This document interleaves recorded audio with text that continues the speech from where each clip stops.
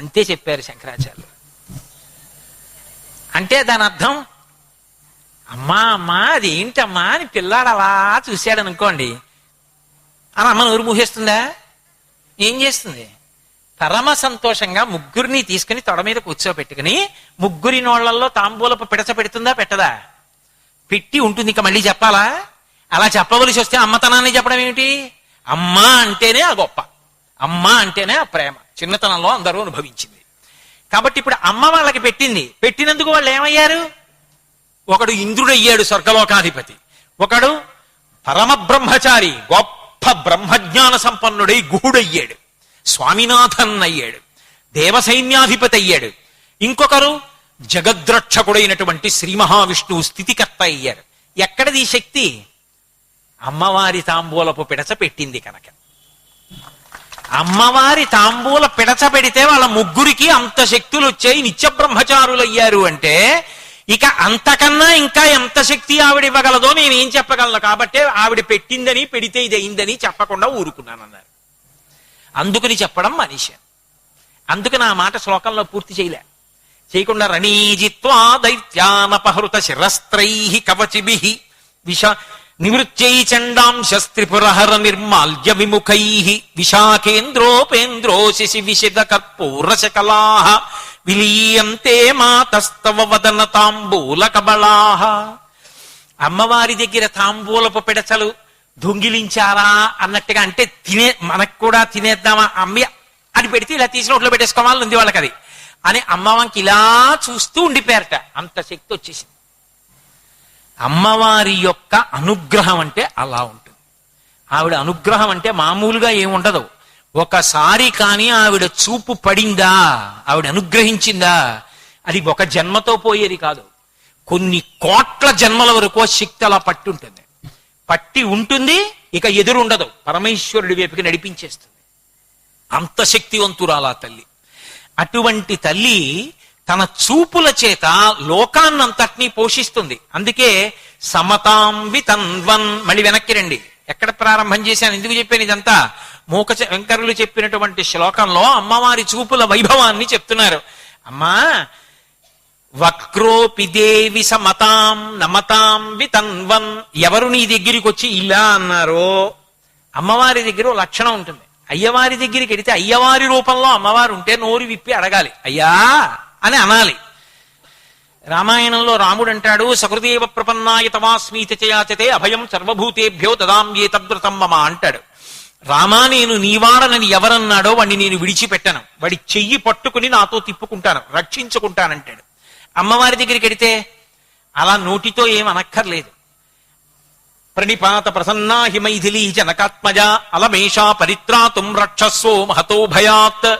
అమ్మవారి దగ్గరికి వెళ్ళి నేల మీద ఒకసారి పడిపోతే చాలు. ఆడవాళ్ళైతే అలా పడిపోక్కర్లేదు కూడా, పడకూడదు. అమ్మవారి దగ్గర కాదు, ఎక్కడా పడకూడదు. పంచాంగ నమస్కారం, మోకాళ్ళు మోచేతులే తగలాలి భూమికి, మిగిలిన అవయవాలు తగలకూడదు. అలా నమస్కరిస్తే చాలు. ఆవిడ మహాప్రీతి పొంది నేనున్నాను రా నాన్న, ఎందుకురా బెంగెట్టుకుంటావు అని భుజములు పట్టి పైకెత్తి కాపాడుతుంది.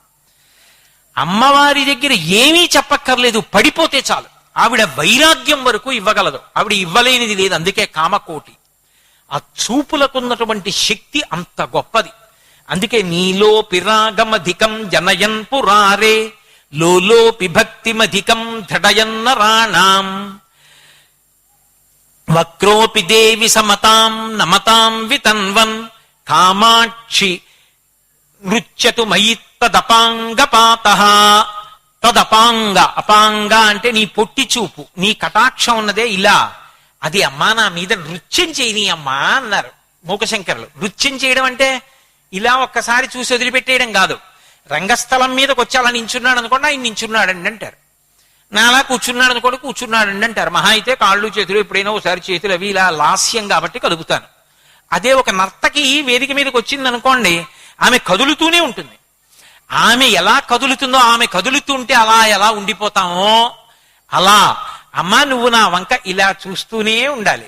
ఇలా చూస్తుంటే నృత్యతో నా మీద నృత్యం చేస్తున్నట్టు పడుతుండాలి నీ పొట్టి చూపులు. నీ కటాక్షం అలా పడుతూ ఉంటే అమ్మా నేను తరించిపోతానమ్మా.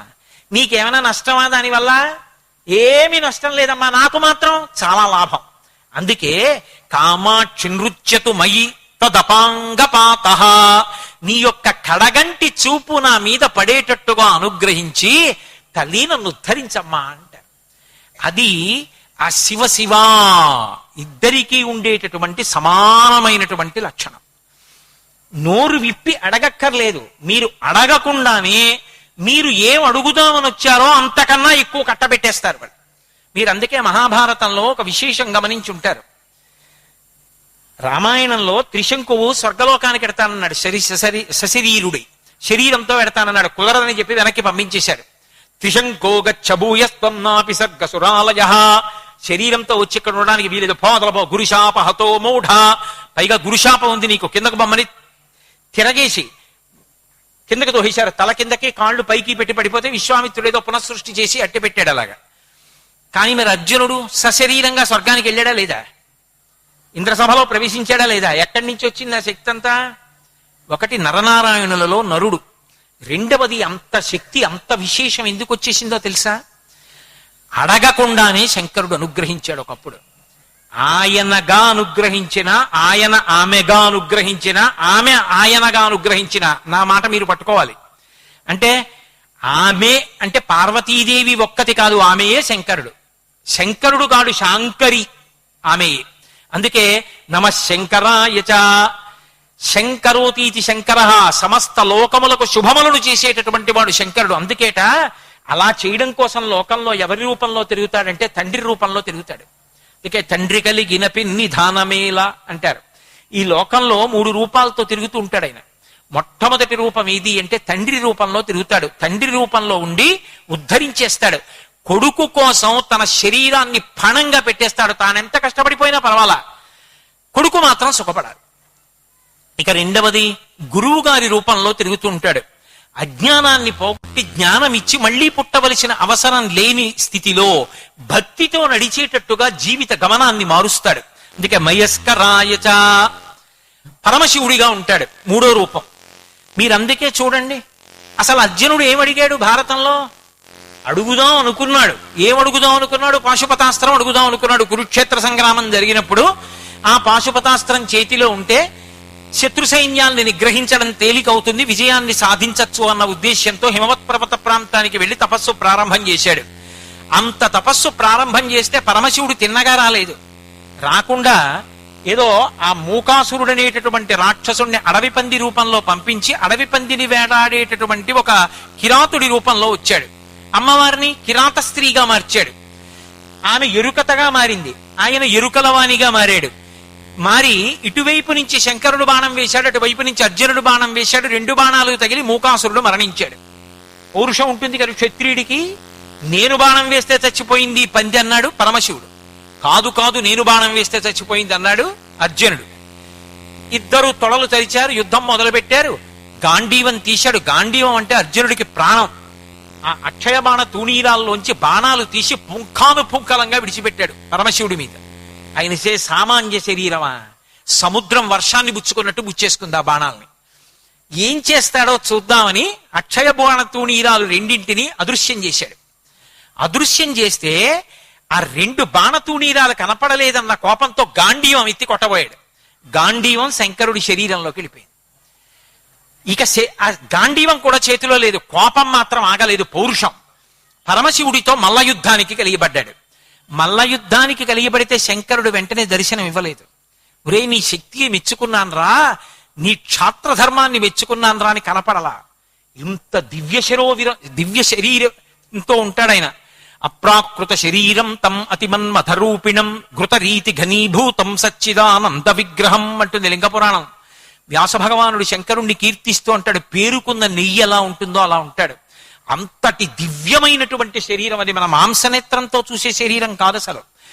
అగ్నిముఖంబు పరాపరాత్మకమాత్మ కాలంబు గతి రత్నగర్భ పదము శ్వసనంబు నీయుర్పురసన జలీషుండు దిశలు కర్ణంబులు దేవము నాభి సూర్యుండు కందులు శుక్లంబు సలిలంబు జఠరంబు జలదులు చదలు శరము సర్వౌషధములు రోమచైబు శల్యంబు లద్రులు మానసమ అమృతకరుండు చందములు ధాతువులు ధర్మ సమితి హృదయము హాస్య పంచకముపనిషదాహ్వయంబైన నీరూపు సరసత్వమై శివాఖ్యయై స్వయం జ్యోతి యొప్పు అద్యమగుచు అంటాడు.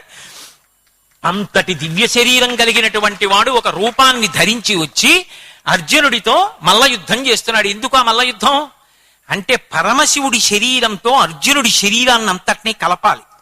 ఆ మల్ల యుద్ధం పేరుతో ఒకళ్ళ మీద ఒకళ్ళు పడి పట్లేసుకుని చేతులతో చేతులు, కాళ్లతో కాళ్ళు, పొట్టతో పొట్ట, గుండెలతో గుండె, వీపుతో వీపు పోరాడుకుని కింద పడి మీద పడి మర్దించుకుంటే శంకరుడి శరీరంలో ఉన్న దివ్య తేజస్సు అర్జునుడి శరీరంలోకి ప్రవేశిస్తుంది.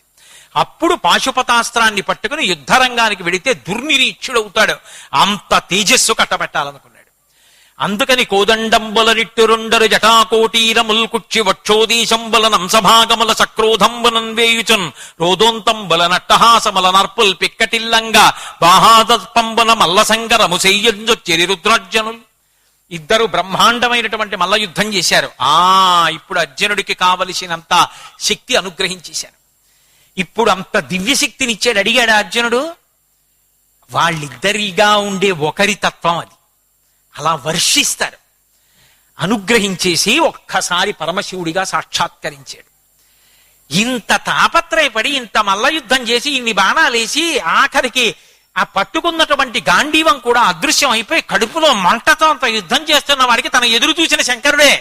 ఇప్పటిదాకా కలిగిపడింది, ఆయనతో కలిసింది, యుద్ధం చేసింది, ఆయన మీద పడింది, ఆయన్ని గుద్దింది, ఆయన్ని తండింది, ఆయన్ని పట్టుకున్నది, ఆయనతో కింద మీద పడింది, శంకరుడి శరీరాన్ని ముట్టుకున్నాను, అబ్బా ఆయనతో యుద్ధం చేశాను. ఎంత పొంగిపోతాడు అర్జునుడు. పొంగిపోయిన అర్జునుడు ఏదో త్వమేవ మాతా చ పితా త్వమేవ త్వమేవ బంధుస్య సఖాత్వమేవ అన్నాడు అనుకోండి. అప్పుడు దానికి సరిపోతుంది ఆ ఆనందానికి. అంత ఆనందం నిండిపోతే ఏదో చిన్న బిందె పట్టుకొచ్చి హోరున పడిపోతున్నటువంటి జలపాతం దగ్గర పెట్టారనుకోండి, వెంటనే బిందె నిండిపోయి నీళ్లు పొంగిపోయి అంచుల నుంచి కింద పడిపోయినట్టు శంకరుణ్ణి చూసిన ఆనందంలో లోపల నుంచి తన్నుకు రావాలి ప్రవాహం. అందుకే నన్నయ్య గారు దండకం తీసుకున్నాడు. శ్రీకంఠలోకేశ లోకోద్భవస్థాన సంహార హారీ మురారి ప్రియా చంద్రధారి మహేంద్రాది బృందారకానంద సందోహ సంధాయి పుణ్యస్వరూపా విరూపాక్ష దక్షధ్వరధ్వంసని కాదేవ నీదైన తత్వంబు భావించి బుద్ధి ప్రధానంబు కర్మంబు విజ్ఞానమధ్యాత్మ యోగంబు సర్వక్రియాకారణంబంచు నానా ప్రకారంబులన్ బుద్ధిమంతుల్ విచారించుతో నిన్ను భావింతు రీశాన సర్వేశ్వర సర్వసర్వజ్ఞ సర్వాత్మక నిర్వికార ప్రభావ భవానీపతి నీవు లోకత్రయీవర్తనంబుల్ మహావాయు ఖాతాగ్ని సోమార్కతోయంబు లంజేసి సంసార చక్రి క్రియాయంత్ర వాహుండ వైతాది దేవాది దేవా మహాదేవ నిత్యంబు నత్యంత యోగస్థితి నిర్మల జ్ఞాన దీప ప్రభజ్వాల విధ్వస్త నిస్సార సంసార మాయంధకారుల్జిత క్రోధ రాగాది దోషుల్ యతీంద్రుల్ యతత్ముల్ భవత్పాద పంకేరుహత్యాన ఢిండీర ధారానుభూతిన్ సదా తృప్తులైరవ్యయా భవ్యసేవ్య భవా భర్గ భట్టారకా భార్గవానంద భార్గవాగత్సకుత్సాన ఆనంద సంతోషమాన అని మహేంద్రాదులకు కోర్కెలు తీర్చినటువంటి వాడా నాకు కావలసినటువంటి ఈప్సితములను కటాక్షించు అని దండకం చేసి పాదాల మీద పడిపోయాడు.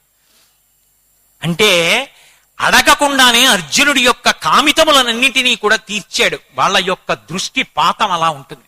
అందుకే కామాక్షి నృత్యతు మయి పదపాంగ పాత, అమ్మా నీ యొక్క దృష్టి పాతం నా మీద నృత్యం చేసేటట్టుగా చెయ్యమ్మా అని అడుగుతారు.